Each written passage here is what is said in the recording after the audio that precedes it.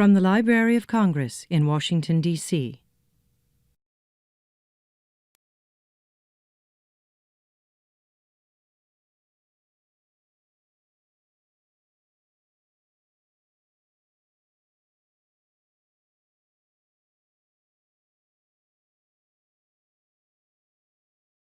Ladies and gentlemen, welcome to the Library of Congress and to this event, Latvian Literature on the Verge. I am Grant Harris. I am head of this reading room, the European Reading Room, and the library is very pleased to sponsor this event today in partnership with the Embassy of Latvia. I'm very pleased to have here today a good friend of the library, that would be Ambassador Razins, and in a few minutes I will have him speak up here as well, but I have a few more things to say before that. Very briefly, let me say that the Library of Congress is proud of its more than 20,000 printed volumes from or about Latvia. We believe this is one of the largest collections outside of Latvia of Latvian materials. In addition to printed volumes, we have lots of music, lots of maps, photographs, and other materials. Each year we're getting over 250 volumes from Latvia of the best research materials and the best literature. I'm also proud that we have in the library works by all of the writers who will be up here on the podium today, as well as by the moderator for today, Andrew Singer. We have his work as well. Regina Frakowiak is our reference specialist for Latvia. She has compiled a handout that tells us about the library's Latvian collections. It includes Regina's contact information.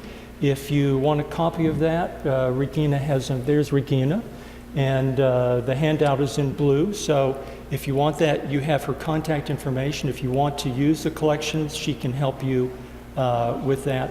You're always welcome. Anyone is welcome to come use the library's collections. We hope you enjoy the Latvian readings and discussion today. We're really pleased to have these fine poets and authors with us. We hope you'll come back. I think all of you have made this event possible, especially the Latvian embassy and the ambassador. So I would now like to invite to the podium His Excellency Ambassador Razins. Ladies and gentlemen, dear friends, it's very honored to be among all of you today here at one of the most magnificent libraries in the world, perhaps the most magnificent these days, and it's always great pleasure and enjoyment to return to the library, not only to read good books, but as well to meet very good friends and people that are working here at the library. It's a very special day for me and for our embassy.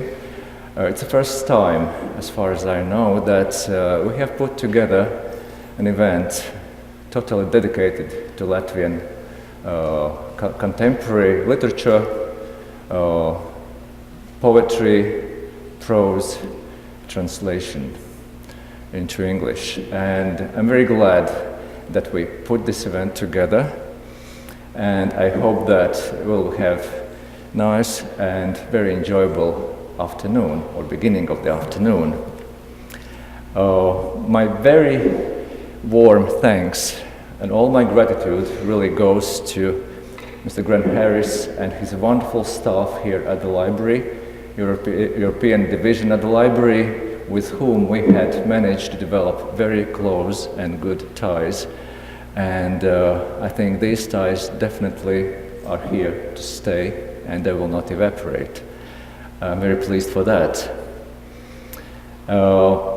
As Ambassador of Latvia to the United States, I would like to say that usually relations between countries, between two countries, between the United States and Latvia, are translated or interpreted by means of interests, either geopolitical interests, political or economic interests. But I should say that these interests they are not eternal. Political, economic interests are changing from time to time, as we know that because of our very tense, sometimes very difficult history of last century. But culture, literature, art, these are the values that stay, and without these values, without culture, without literature, I think the relations between states, between everything, between as well US and Latvia would be less meaningful. And I'm very pleased, really, that we put together today's reading of Latvian literature here at the Library of Congress. Relations between both states very soon will enter its centenary. It's not only about Latvia as an independent state in 2 years' time, as 100 years old country, but our relations with the United States a little bit later as well will enter its very serious age. 100 years, it's important. It's really something we can really focus, we can really try to analyze. And I should say that these relations had been mostly very dynamic, very active.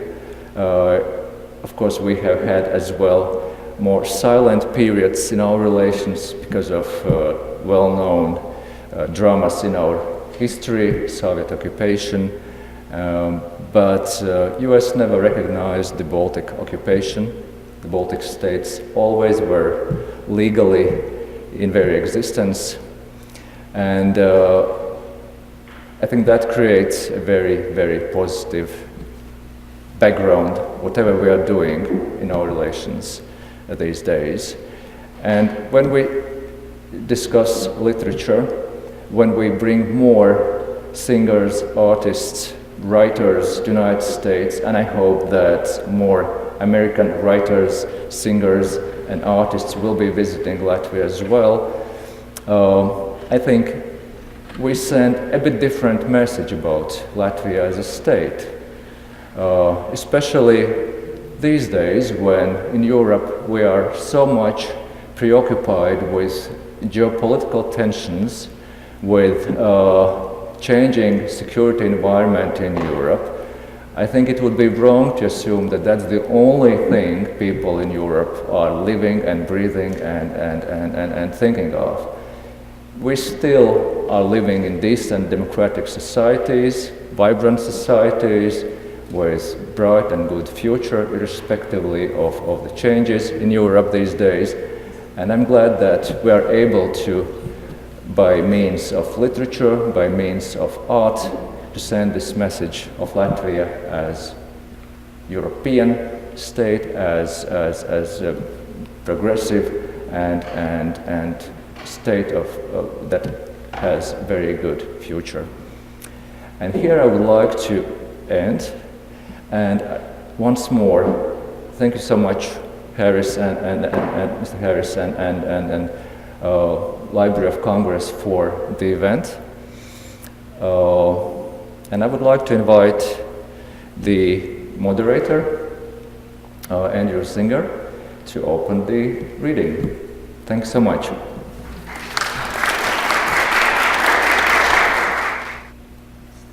Thanks to the Library of Congress and to the staff here for setting this up. It's a great privilege and a great pleasure to be here. And thank you to Mr. Ambassador as well for those remarks. I have a literary foundation, that's what I'm doing here. And for me, everyone that's on the program today is a kind of ambassador. I got to know Latvian culture not through the politics initially, but through the literature. And that was also a great joy and a great privilege. And so the three people that are assembled here on this program, to me, really stand out as tremendous representatives of a culture which is something very special. And perhaps many of you already know this. It was my great joy to discover this last year, and mostly through the people that will be on the stage today. The first performer is Nora Ikstena, and like all of the performers, all of the writers you'll hear today, they are much more than a writer. They have such varied roles and have had such diverse and exciting lives, but are also very representative of the best of Latvian literature today. Nora has written poetry, novels, short stories. She has studied many different things. She was here in the US for a while. She studied, I believe, at Columbia University for a while. She studied 20th century literature and philosophy. She's worked in different capacities. She's a co-founder of the Latvian Literature Center and has been at times a seminal figure in Latvia, not only on the cultural, but even in a way on the political landscape. But today we're here to enjoy some of her latest novel, Mother's Milk, and I think we'll just ask her up here and she can introduce that to you better. Nora?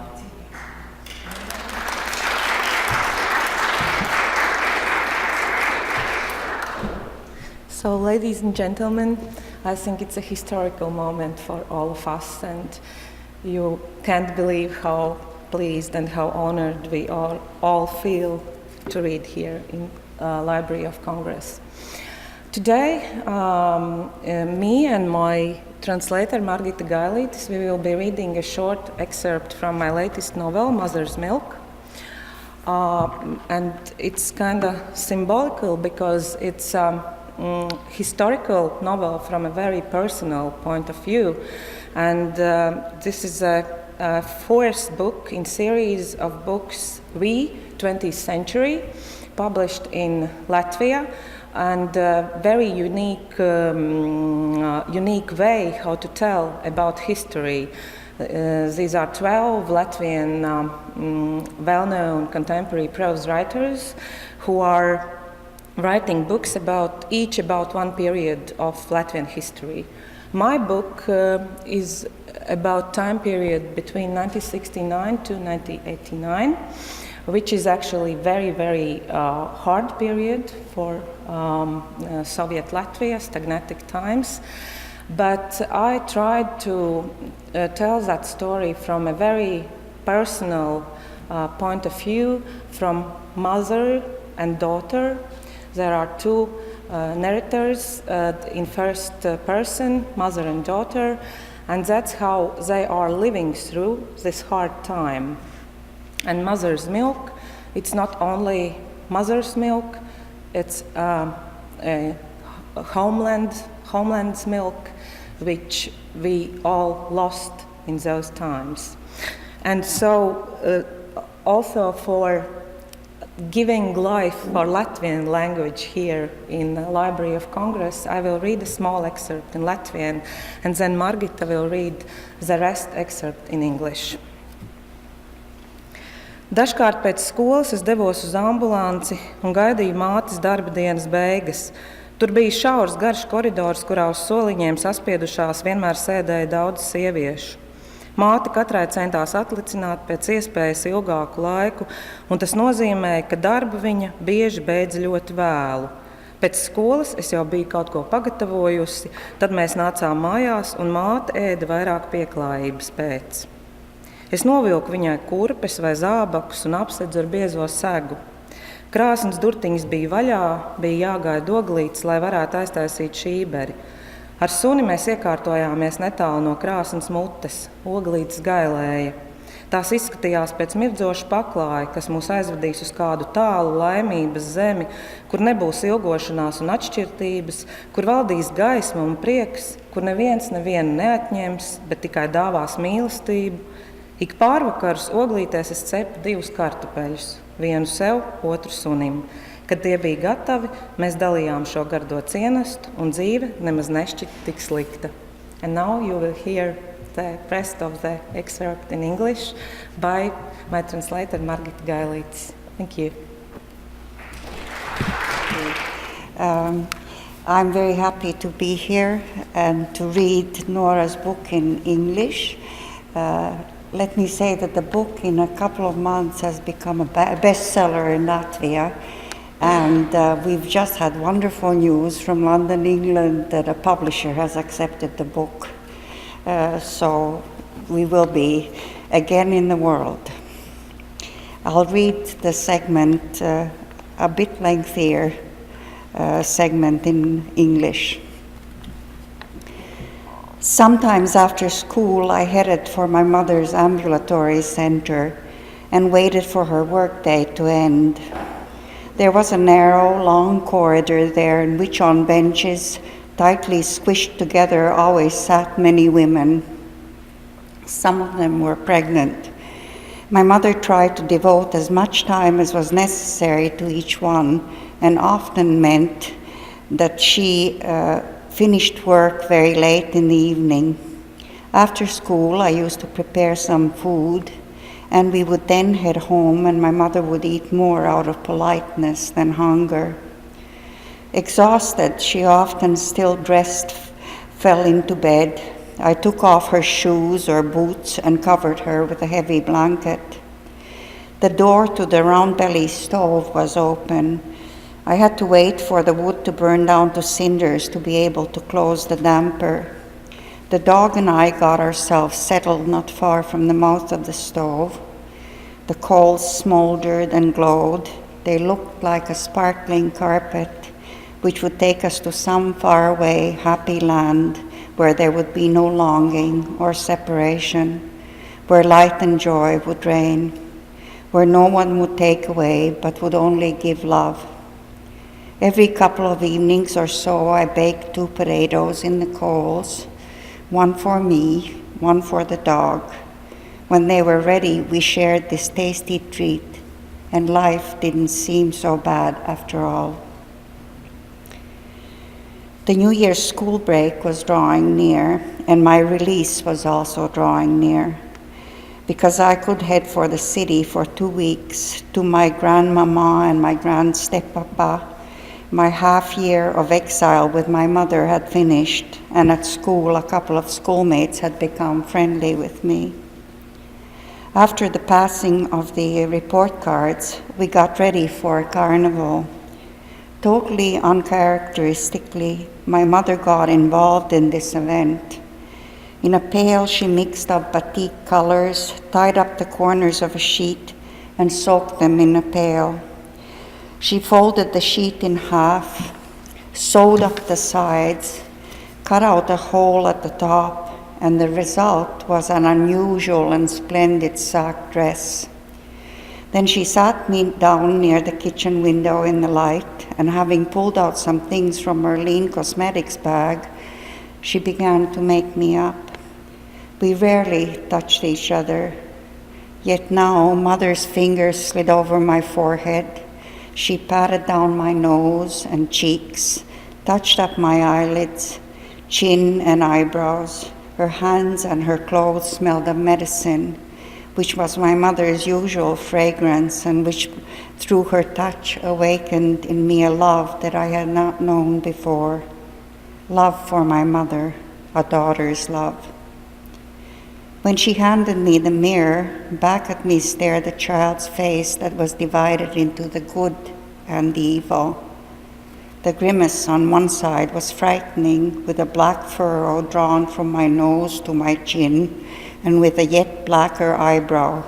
The other side was as if covered with gold powder, bright with a happy mouth, its corners drawn up. "Who am I?" I asked my mother. "A split personality," she replied. In school, getting lost in a crowd of elves, rabbits, squirrels, Snow Whites, and gingerbread, I felt myself admired. I wasn't awarded the prize for the best costume, of course, but I felt that the split personality had won. Joyfully, I ran home in the late evening. Maybe my mother was waiting with a dinner prepared for me. Already tomorrow I would be leaving for 2 weeks.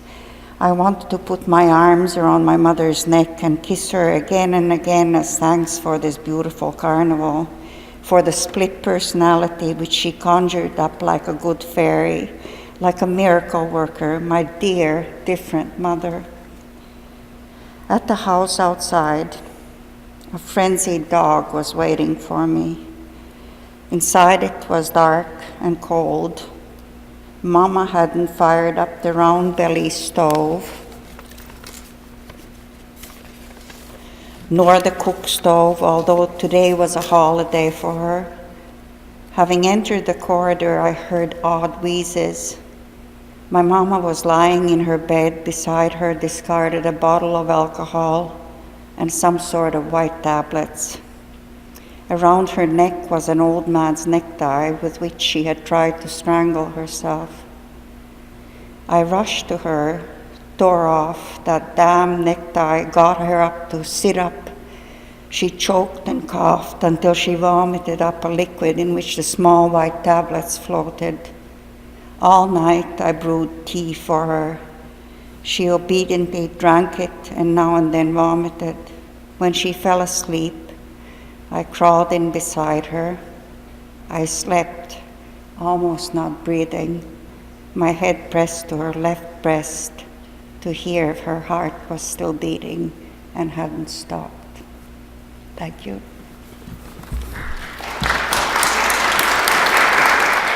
If writers are ambassadors, then translators are the embassy, I would say.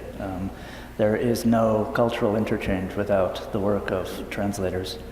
And so the translator we just heard was Margita Gailitis, also iconic in her own way in Latvian literature. Tremendous range of styles. She's translated many great Latvian poets and fiction writers and others. And also an iconic story of hardship, maybe deep in the tumult of the previous century, and quite some redemption, I would say, with her magnificent body of work. She will also be assisting with translation for our next literary talent up here, who is Liana Langa, primarily a poet, and if I may say, a true poet, a true Latvian poet, just magnificent. And Liana also had some experience studying in New York. She was at the New School for a while, and many other things. She's worked in film aesthetic. I believe she currently runs a publishing house in Latvia, Apostrophes, and was involved with the Latvian Literature Center and so on. She has a book which I admire greatly called The Deadly Nightshades, which has been translated into English, and quite a lot of other poetry besides. So why don't we invite Liana Langa up here and Margita Gailitis also back here. Thank you. Good afternoon, ladies and gentlemen. Before we start our reading, let me express my gratefulness to each and everybody who has made this event come true, to Excellence Mr. Razans, to Mr. Harris, to the staff of this fantastic institution, and to each and everybody who has come and paid respect to Latvian literature and authors. And I will be reading a little bit from my cycle of poems whose title is Those Who Don't Belong. A couple of poems in Latvian, and then the full cycle will be read by my dear translator Margita Gailitis. Those who don't belong. Es pēkšņi atmodos no dziļa miega. Starp krūmiem mežā mana ēna klīda. Pie miglas trauka piekļāvuši purnus, 100 000 gadi valgumi kāri zīda. Kā lielas lapas zaļās tējas lapa, man acīs debesis iepeldēja, šaurums to nebiedēja. Zvaigžņu kuģi pie manis piekļāvās, pie vraka. Es nezināju, ko man zvēri teiks, un nesapratu, kādēļ viesi klusē. Es biju tava atslēga, jauns vīns, ko dievbijīgie melnās mucās spundē. Kad tumsa transā dvesmoja un šķīda, man vaipstos metot atblāznas no citām, vēl citām pagājībām, citām dzīvēm. Tad manī liela daļa manis mira. Es pēkšņi atmodos no dziļa miega. Man sejā tavi krusas graudi koda. Kāds pūces valodā man blakus teica Dievs. Un bija tukša, tava roka. The ones who don't belong. I wake suddenly from deep sleep. In the forest undergrowth my shadow roams. 100,000-year greedy muzzles suck moisture clinging to a vessel of mist. Like a large wet green tea leaf, the sky swims into my eyes. The narrows don't frighten it. Starships nestle close to me, the wreck. I don't know what the beasts will tell me, don't understand why my visitors are silent. I was your key, the new wine that the devout locked away in dark barrels. In a trance, the dark breathes, dissolves, casts in my features other reflections of other bygones, other lives, and then inside, a large part of me dies. I suddenly wake from a deep sleep as the grains of your hail erode my face. Someone in an owl's voice says, God, but your hand is empty, empty. Čaukst, skadras nakts nosaldētās lapas starp pirkstiem, krauķis spēr soli tuvāk dubļu krāsā noparvētajam krustam. Mests pret lēta granīta plāksni, balts olis tavu atbalsts izsauc. Lietas te notiek daudz ātrāk nekā tirgū, mīlošo jūsmā un politikā. Atbalsts ir līdzīgs skaņai, kad laši nārsto nosūbējušā mugurām beržoties, tikai tā dzirdamāka, bet viens balošs tēviņš triec knābi otram tēviņam tieši sirdī. Kapa kopēja vallija, smaržo pēc vodkas un paranormālas dzīves zem lapu gubām. Ņem viņa naudu ar lilā rokām, bet šķiet, kā ar nodzeltējuši krīta lūpām. Debesīs mākoņu kunkuļos saveļas, gluži kā lētas viesnīcas spilvenā sintētika, kapličs, atslēga piekaramā, Baltijas vējā šķint kā turīga cilvēka maks, nu bez baranku caurumus grauzīsim, lapu kapeikas joņu ap krustiem kā negudras. Aizsaulijā, kur piepildījumam ierāda vietu ar lāpsta skātu, smilšu sauju un šņukstu. Laiks rok līdz kaulu kaulam, un atmet viņš to, kureiz skūpstot mēs ziedojām eņģeļiem. Melnsvets stūjas pakājā tagad tie pārakmeņoti, nejaudās sērot top modri. Pārāk taustām pēkšņi ir nebūtība, kura tā var satuvināt. Mana mute ir sāļu oļu pilna, kad savu vārdu pūlos tev atgādināt. I'll read several verses now that you've had the opportunity to hear our ancient Indo-European sourced Latvian. Leaves frostbitten by a harsh night rustle between my fingers.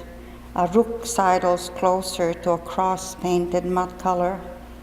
A white pebble thrown against a cheap granite slab summons an echo of your voice. Here, fired by the passion and politics of lovers, all transactions take place more swiftly than in a market. An echo is like the sound of salmon spawning as they rub their dulled backs, just more audible. But one pigeon cock thrusts a beak straight into the heart of another pigeon cock. The gravedigger, Keeper Valerie, smells of vodka and paranormal life under piles of leaves. Although she grasps money with purple hands, it seems more likely she does so with yellow chalk lips. In the sky, the clouds congeal into lumps, just like synthetic pillows in cheap hotels. The hanging chapel key jangles in the Baltic wind like the money bag of a wealthy man. Now will gnaw on barranca holes while the leaf kopecks madly race among the grasses. In Netherland, where one's place is shown by the pointing of a shovel's handle, a handful of sand and a sob, time digs down to the bone of bones and rejects whatever was once kissed and offered up to the angels. At the foot, black candle cedars now have fossilized. Grieving accidentally, one grows vigilant. Suddenly, too tangible is non-existence, which can be so easily approximated. My mouth is full of salt pebbles when I try to remind you of my name. You say to me, summer, stop. Too much of glowing flesh, glassy gray light on eyelids, the odor of decaying melons. Maybe a movie, dippity, dippity, perhaps to the Antarctic. Don't be angry. Escape heals, but only for a space of time, just until the blood blackens and Medusa stratas layer the hourglass vessels. Afterward, as you know, the sand returns in us, so we may slave further. Who shall say where we should head? The streets shall lead further than our own seemingly sure steps. The grainy asphalt rugs will weave into themselves the coat of arms of cast-down glances, the tense light of a walker's muscles, the Indian ink shed by shadows. The city will wallow, fevered. It will beg its inhabitants to call a doctor. In a hairlock shed around a hairdresser's high heels, recently bought a baby carriage, glances which meet suddenly and swell like an edema. This is where time lives. Who will instruct us where we should head? On a sultry afternoon in a market from a butcher's counter, a snow-white elbow accidentally knocks down an hourglass. Fine glass slivers slash summer's juicy veins. Now you see how new rhymes are born. A short-sighted uncle holds the world by a thread. 5-year-old Wolfgang conducts a pollen ballet. Cranes feed their cranelings. Ore becomes ore. Come, life's winter. In a corner window ledge, a titmouse pecks on a bit of bacon, whiter than the city's snow. Lemon yellow sunbeam bagpipes tangle in the tree branches, sounding funeral marches. Racing clouds stick to the sky like cookie crumbs to a sick man's mouth. The crunchy bugs of love slag crawl over a letter that possibly was written by God. Over the A4 format page courses ideal handwriting, chains of words without memory. They slowly are warmed by the letter's reader, a captive, his body warmth.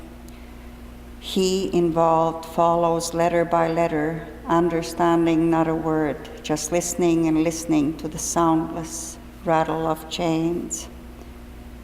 Come, life's winter, when the titmouse will flutter away from homing glances, and the cold will be such that words will freeze into icicles, and all the sweet, demanding mouth shall grow larger for the word mama.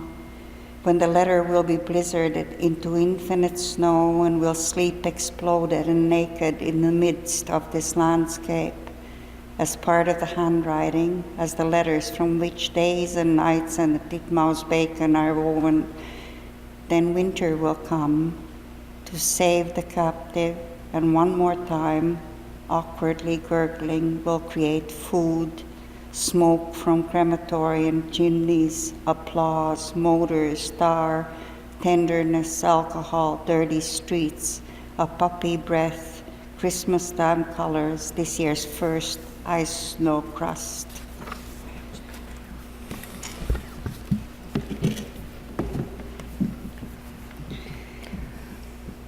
Bezpiederīgie mīl bezpiederīgos, mīl vairāk.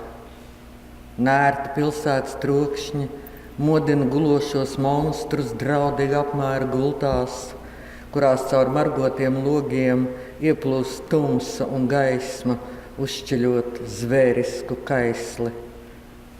Bet bezpiederīgie mīl bezpiederīgos, mīl vairāk. Kaktājas 4 durvis, skapja, dīts, aizmirstība, ģimenes kalendārā pāršķirstot speķainas lapas ar taupības receptēm, insektu aprakstiem, bildēm, vienkāršiem padomiem, kā varbūt nemirt pirms laika. Bezpiederīgie mīl bezpiederīgos, mīl vairāk. Aizmirstība ir vilkača seja, ar tumšzilu mēli tas pārbauda, vēlreiz pārbauda visus faktus, īpaši gadskaitlu 1960 uz grāmatas vāka, kas smaržo pēc dašavas gāzes. Bezpiederīgie mīl bezpiederīgos, mīl vairāk. Rudiņos vēlos, mīl tie ar glumajām lapām uz mašīnas priekšējā stikla, dubļainām grīdām, rozīņu sviedriem uz plaukstām, mīl tie ar skaņu, kas sārda klusuma nervus, mīl tie ar treknu ogli, kas uzspiežot stingri, zīmē ļodzīgus vaipstus uz diendusas zeltainās ādas. Sveicināts, vilkaci! Svētki aiz margotiem logiem nepiedar mums. Paturi sev savu sāpi, bezpiederīgie mīl vairāk.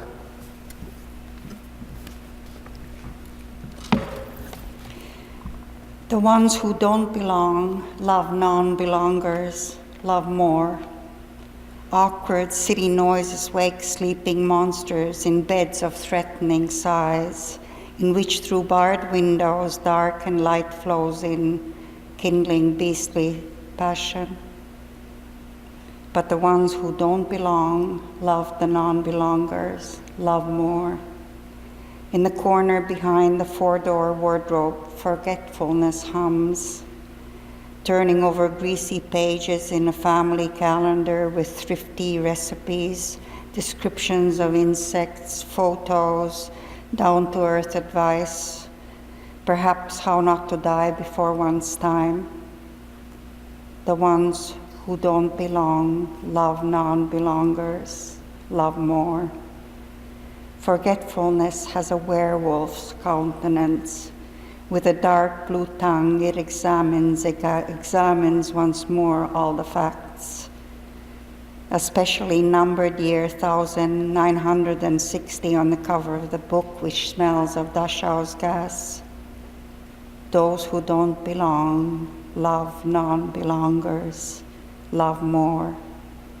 In late autumn, they love when slimy leaves cover front windows of cars, muddy floors, raisins of sweat on palms. They love by the sound that wrecks the nerves of silence. They love with the plum coal, which when pressed forcefully draws squiggly features on midday rest's golden skin. Hello, werewolf. The holidays behind the barred windows do not belong to us. Keep your pain to yourself. Those who don't belong love more. Thank you. Thank you very much for your attention. And now the last one. Thank you. It's about an elderly lady. She sees the dream, and actually I wrote this poem in a dream. I just had to wake up and write it down. Viņa guļ. Viņai drīz būs 67. Viņa sapņo, ka ir atnācis viņš, neskuvies, baltā kraklā, apturīgs, viegli iededzis, smaidīgs, un jautā, vai viņa no viņa joprojām šķirta. Viņa guļ, viņai drīz būs 67, viņa sapņo, bet kā jau sapnī, telpa ir liekta un cita, viņš baltā kreklā ir istabas otrā malā, bet viņa tai pašā istabā tomēr citā telpā, sārtā kleitā un ļoti jauna, laikā pirms viņas satikās, salauzās un kā jau sapnī ir vairākas telpas un laiki, un turpat blakus ir vēl viena viņa plika.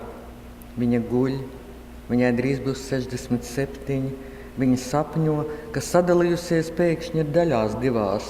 Viena ir rozā kleita kā gliemeža čaula, otra ir gliemežs, kurš no tās izkāpis laukā, pliku, redz sevi sapņu spogulī, kā lai telpu telpā atpakaļ ieliek un kleitā sevi.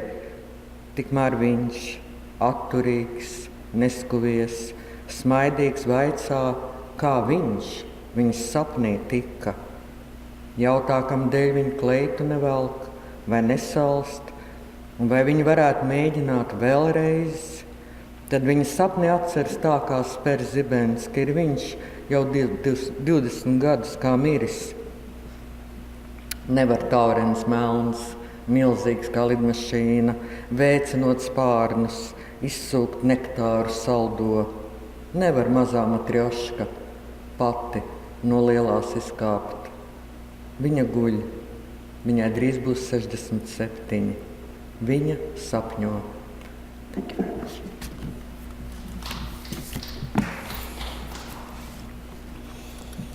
She sleeps.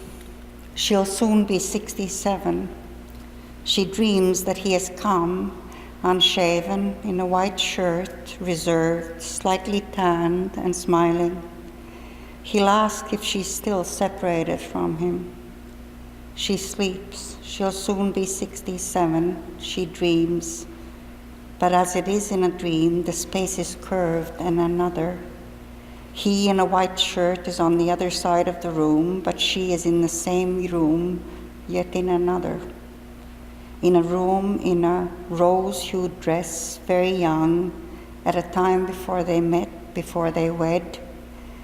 As it is in a dream, there are many rooms and times, and right beside her, there is another she, nude. She sleeps. She'll soon be 67. She dreams that she has suddenly split in two. One is a rose-colored dress like a snail shell, the other, the snail which has slithered out. She sees herself nude in a dream mirror, but how to put the space back in space and herself in the dress, while he, reserved, unshaven and smiling, asks how he managed to get into her dream. He asks why she doesn't put on her dress. Is she not cold? And if he and she, could they not try once more? Then, like a stroke of lightning, she recalls in her dream that he's been dead now for more than 20 years. A black butterfly, gigantic like a plane, flapping wings, can suck out sweet nectar. The small Matryoshka doll can't manage on her own to step out of the big one. She sleeps. She'll soon be 67. She dreams. Thank you.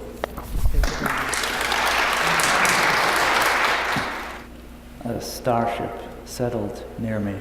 I believe that was one of the lines from the poems that we just heard. It's a little bit how I feel today. It's a wonderful glimpse into a very exotic language and culture. Latvian language comes from originally deep in our prehistory of world civilization. And for those of you who can't enjoy the Latvian in original, we do have these wonderful translations, and so I can encourage you to check out Liana Langa's English language collection, The Deadly Nightshades, which is available from Guernica Editions in Canada, I believe. It's just impossible to get the resonances of poems such as these in a first reading And the resonances, I believe, are the closest to that spirit of true Latvian history and culture of anything I've heard. Just beautiful. I'll make one more plug before I introduce our final reader for today, because my initiation into Latvian literature, if you will, comes from these people, and it was my great privilege to publish several of them in Traffica Europe. And this is a project which is dedicated to principles that people here are also dedicated to, that we need just a little more openness in European cultures. We need a little more mutual regard. We need a little more working together and a sense of belonging together more in Europe. And that's not difficult to do, but it does take that little bit extra effort, and I think all European cultures need to do or can benefit from doing that a little bit, especially in this time that we're navigating. So Traffica Europe is a project which is dedicated to that. We did a focus on Latvian literature last year, and we are also just coming out with our first volume. It's a collection called Essential New European Literature. Latvians are represented in here more than any other culture. So if you feel like picking up a copy of this today, that's fine, or you can certainly find it via our website, trafficaeurope.org. And it's been quite a journey and quite an education for us at Traffica Europe to learn about these incredible European cultures, and really incredible. It's just such an embarrassment of riches, such a mine of gems. So I encourage you to check out other neighboring cultures and other European cultures as well. Our last reader for today is Juris Kronbergs, and in his own way also iconic of some of the best that Latvian literature and culture can be. Among his many studies in Stockholm, where he was born into a Latvian family in Sweden, as well as in Cambridge in England, where he studied two topics which I also teach at university. It turns out theory of literary translation and 20th century poetics, two topics very dear to me. He has made an illustrious career not only as a writer, but also as a great representative for writers. He was president of the Latvian branch of PEN, the writers' organization. He's won all sorts of awards for his many collections of poetry and his many translations. Too numerous to mention.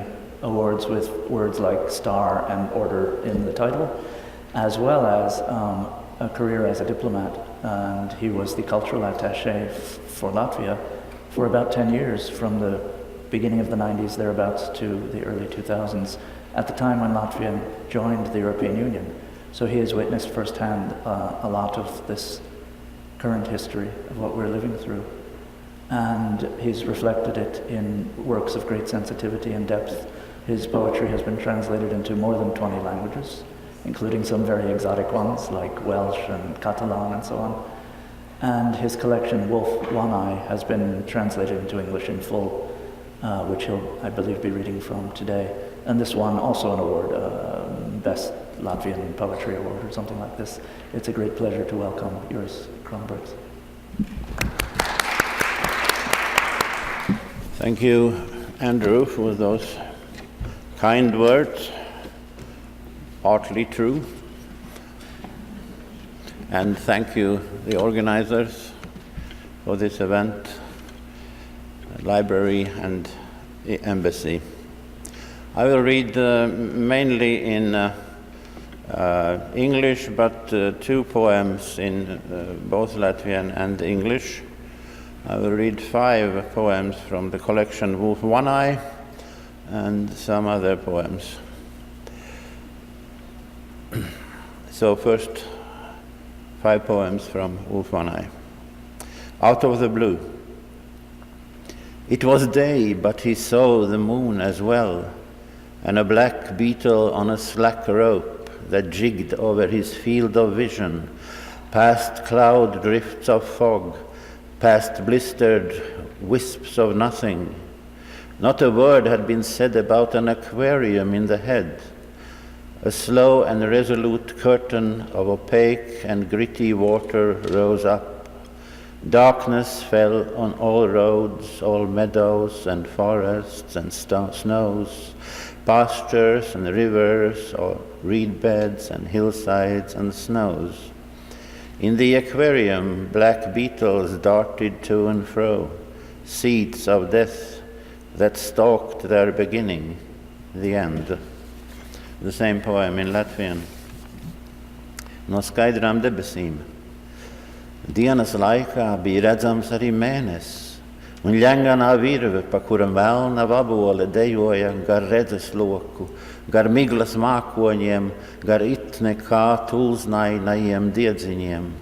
Un neviens nebija stāstījis par akvāriju galvā. Lēnām, bet mērķiecīgi to piepildīja necaurredzams, netīrs ūdens priekškars. Strauji tad satumsa ceļi un lauki un meži un sniegi, avoti, ezeri, niedrāji, pauguri, krūmāji, sniegi. Akvārijā melnas vaboles šaudījās šurpu turpu, nāves sēklas, kas meklēja savu sākumu, galu. Wolf One Eye has changed. He felt he had changed. He wasn't sure how. He could hardly remember how it all once had been. Someone had slammed a door in his face. Perhaps it was a shock of the impact that changed his opinion of change, and as a consequence, all else as well. Snow did not fall down, it snowed up. In spring, the birds brought trees to the budding leaves. Nothing was as it had been. And the cloud cried when raindrops left, and the sky cried when the cloud left. Wolf One Eye cried because he knew nothing save what he had lost, because he looked on the world with eyes of unknowing, and one of them was mute. Wolf One Eye believes that from this moment there will be only half of everything. I will long for, half long, the life before, half life, to see everything as it really is, half see. Each sentence will be split in half, each leap over every stream will stop halfway, but then a half will just be half of a half of which half I'll only half fathom.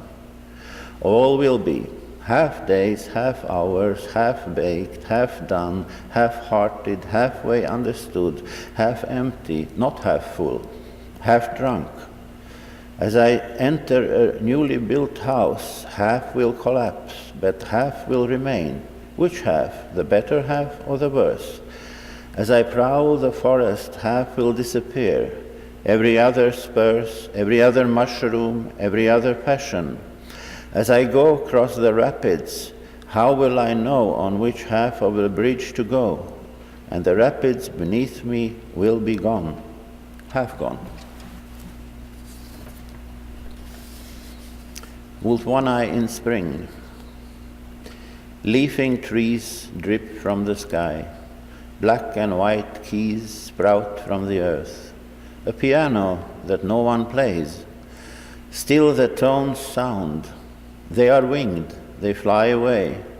But Wolf One Eye thinks in a blink, how will I sound when spring plays me like a piano? White, but not only white. Black, but not only black. The sky drips from the trees, and earth sprouts from the keys. Out of the dark. It was night, but he saw the sun as well, and a causeway where nothing danced beyond his field of vision, along transparent wisps of nothing. And someone mentioned the aquarium that had been in his head. The gritty water had left drifting shrouds of mist, a slow dawning of all roads, all meadows and forests and snows, pastures and rivers, all reed beds and hillsides and snows. Spots of dark danced with shrouds of mist. The fruits of life had found their ending, the beginning.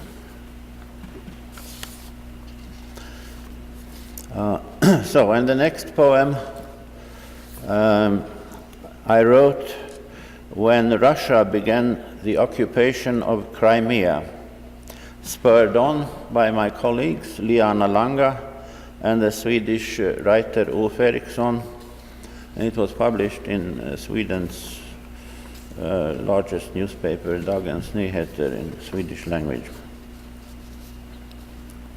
Gravitational waves. These days, when I think about Ukraine, I think of the Allied Conference of Yalta at the end of World War II. I think of my own life as well, like in 1975, when I wanted to do something that might sound ordinary, but was for me quite exceptional, to visit for the first time in my life an aunt of my mother's side and her daughter, a cousin. They lived in my father's childhood home in the Latvian harbor town of Liepāja. In those days, the Soviet naval base of Liepāja was a closed city. That's how it all began in 1939. To safeguard its interests, Russia only needed access to the Latvian ice-free harbors on the Baltic Sea. That's why we met somewhere else, in the capital, Riga, the only place unrestricted for a tourist like me. An added complication was citizenship. I was a citizen of nowhere. I was stateless. My only document was a Swedish alien's passport issued by the Swedish Immigration Agency. A note in tiny handwriting declared that the holder of this document is a citizen of the Soviet Union, though I was born 1946 in Sweden. When I applied for a visa at the Soviet embassy in Stockholm, I had to list all my relatives and their places of residence. My only measure of protection for the trip was membership of PEN International. And so I came to meet my relatives, the only ones who had survived the war, the deportations, in Riga. At customs, a translation of Joyce's Ulysses, published in Sweden, had been confiscated. The officer scrupulously examined my suitcase. He spoke only Russian. The staff on the night train from Tallinn to Riga, I was not allowed to travel by day, spoke only Russian. All street signs in Riga were only in Russian. And now, a few days ago, there were placards in the city center with the slogan, "Russian from Sevastopol to Riga," in the hands of those for whom Russian state-controlled television is the sole decoder of our times. In all, these are probably the reasons these days when I think of Ukraine, I also think back to my first visit to Riga, to the conference of Yalta, and why I feel, like many others, in the land where I wasn't born, unease about the future, unease about today.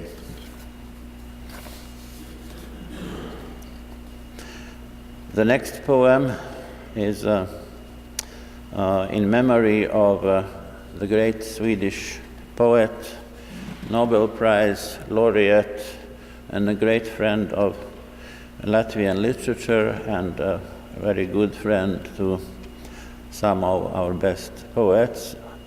And the title, TT Sees Me, is because Tranströmer has an autobiographical book that is called Memory Sees Me. TT sees me. Death is a truth barrier and a parachute jump from life. I want to take its measure, to tailor its suit, but it never comes while I wait. Down a slope I see stones flying, stones rolling right through a glass house, but each pane stays intact. for the glass is comprised of tones and words. TT, someone says. That's a Swedish news agency. No, I say, I mean the poet Thomas Tranströmer. His words are news flashes that pierce the wall of oblivion. And there, as vault after vault opens up, slowly, straight into space, the great enigma. Same poem in Latvian. Te mani redz. Nāve ir patiesības barjera un lēciens ar izpletni laukā no dzīves. Es to gribētu nomērīt, bet tā nekad nenāk, kad gaidu.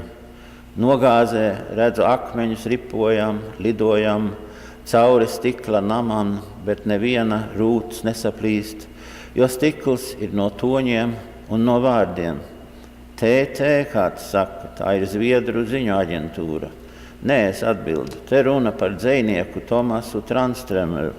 Viņa vārdi ir ziņu telegrammas, kas spiežas cauri aizmirstības sienai un pavaras lēnām pretī visumam, velvē pēc velves, tā lielā mīkla.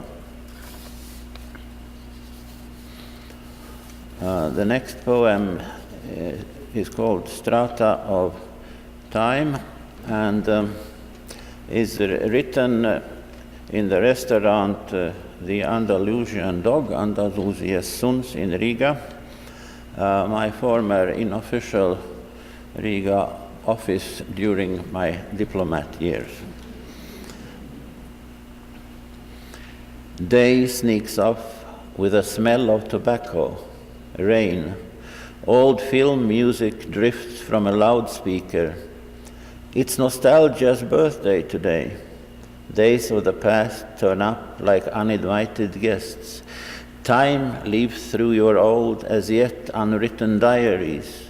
You turn time like the pages of a newspaper when the print refuses to stick. Empty streets, empty windows, fill up your ghosts of old. A flash of thought, a flash of proximity, a flash of what may be, maybe was, may as well have been. Rain all day, fatigue up to your neck. A wonder the houses haven't been worn down by all these writings. A wonder the words haven't been worn away by all these prints of fingers. A wonder the bridges haven't been ground to dust. Night. Houses of parliament and government sleep. Democracy has surrendered to the dictatorship of dreams. So, and the last poem, a very autobiographical poem. It's called Never Time to Write Poetry. Sometimes I work on the underground. Sometimes I work as a diplomat. Sometimes I'll deliver lectures in diverse places. Sometimes I translate novels or poems. Sometimes I'll go and buy groceries or browse in bookshops in diverse places. Sometimes I'll cook a meal. Sometimes I watch a show. Sometimes I take a walk or a glass or two of wine or beer with colleagues from diverse places, or alone in airports or planes. Never time to write poetry. It happens in the time that isn't. I steal some hours from sleep, shut the book I'm translating now, shorten cooking times, prepare spaghetti al dente, supposed to be healthier, get the kids to prefer very rare meat, chop the veg with a meat cleaver, all to save time. I write on buses, trains, and planes, for there's never time to write poetry. So it isn't really work. It's just a way to pretend there is no time that exists. Or there is, but it stops while I write, and instead letters stick across the page or screen like seconds. And just like time, poetry is both linear and cyclical. I always have time to write poetry. That's all I do. Thank you.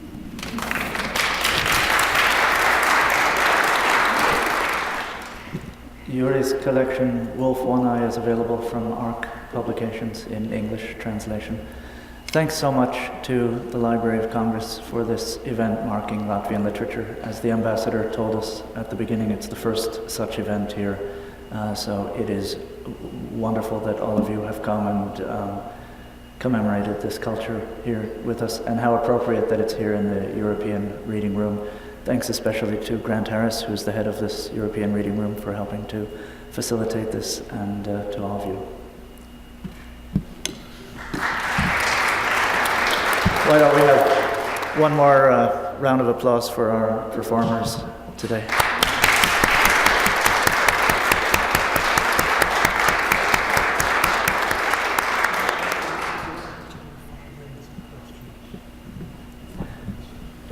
It's our lucky day.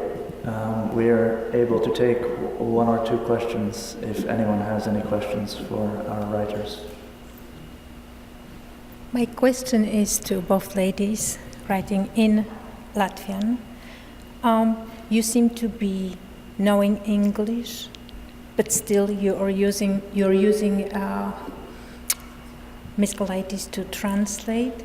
Would it make a big difference for you to write in English? Is it connected to your, I guess, your feelings or your emotions that you express better in Latvian than in English? So I believe in a theory that writer belongs to language. So I belong to Latvian language, and I'm not going to switch my writing language. I think that's why translations exist, and that's so nice that we have this variety of languages in this world. And so I'm happy to write in Latvian and to have good translations to get the readership outside Latvia. We believe that the newborn baby already cries in his native language, and I completely agree with a poet who used to be poet laureate in this institution, Joseph Brodsky, whom I had the luck to listen to a couple of times in New York City. He said that poetry can be written only and only in native language. He tried himself to write in English, and it was not the best experience. He wrote prose in English, but poetry can be written, we believe, in Latvia, only in native language, and I must say that our language is sacred to us and to any Latvian writer. Thank you. Thank you. I'm curious how that last question would be answered by Juris, who is both deeply Latvian and deeply European. So, well, if it is a question of the English language, then I tried to write something in English just for fun and showed it to my translator, who is also my wife. She grew up in Australia. And she said, please don't.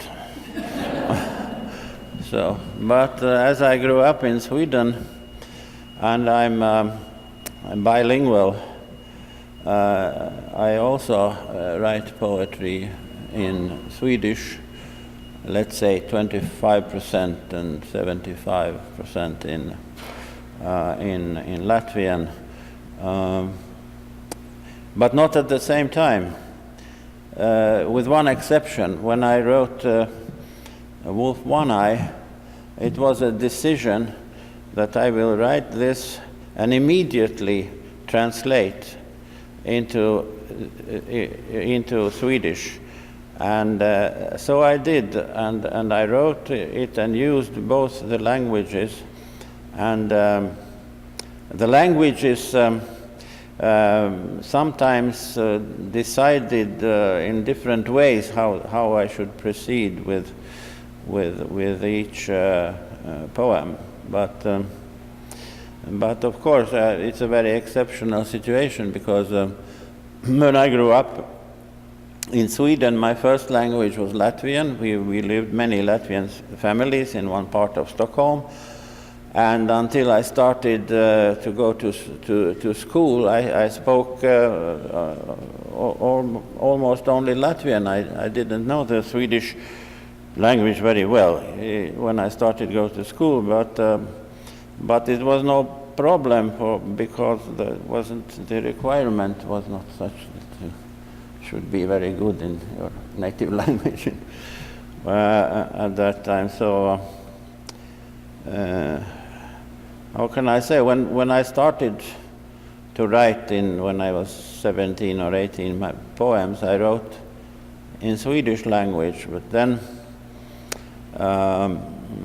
there was a friend of mine, his mother was one of the best Latvian poets of the 20th century, Veronika Strelerte, and she encouraged me to write in Latvian, and when I started to write poetry in Latvian, it was like all my childhood and everything was opening up in a way, and it was quite another emotional experience to write in Latvian, because the Swedish language was more connected with collecting information and getting what's it called, bad, from teachers. so I think that I cannot fully answer your question. Only shall I continue? For people who live on the cusp between two cultures like that, I think they're doing more good and more work for the infrastructure of the future civilization that we're building than almost anyone. And for those who don't live on such a cusp, we have literary translation doing that work. And Paul Valery said that when you translate something that you love, your heart will break, but something beautiful will come from that breaking. And that's our experience of enjoying another culture through the lens of our own. It's quite a creative art. Thank you again very much, and good afternoon.